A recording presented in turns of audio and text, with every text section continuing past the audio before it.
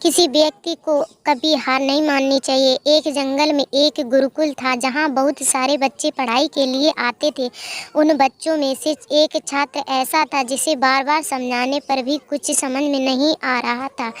गुरुजी को बहुत गुस्सा आया और उन्होंने उस छात्र से कहा, जरा अपनी हथेली को दिखाओ बेटा। छात्र ने हथेली को गुरुजी के सामने कर दिया। हथेली देखकर गुरुजी बोले, बेटा तुम अपने घर जाओ, आश्रम में रहकर अपना समय व्यर्थ मत करो। तुम्हारे लिए विद्या और सौभाग्य नहीं है। छात्र ने पूछा, क्यों गुरुजी?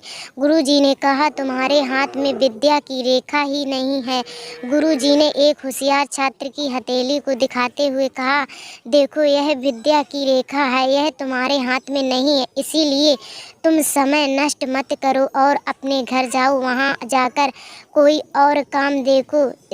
इसके बाद छात्र ने अपनी जेब से एक चाकू निकाला जिसका उपयोग वह रोज सुबह अपनी दातून काटने के लिए करता था। उस चाकू ने उसने अपनी हाथ से एक गहरी लकीर बना ली। हाथ से खून बहने लगा।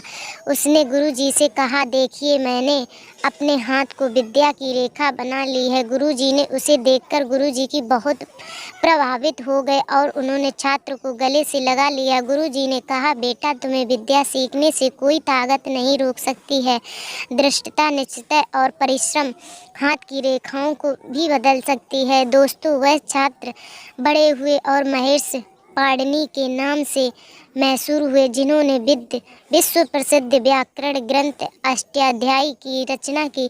सदियों बीती जाने के बावजूद भी आज तक विश्व की किसी भी भाषा में ऐसा उत्कृष्ट और पूर्ण व्याख्यान ग्रंथ नहीं बना। दोस्तों, इस कहानी का संदेश यह है कि हम अपनी मेहनत, कठिनाइयों और समर्पण के बल पर कुछ भी हासिल कर सकते हैं।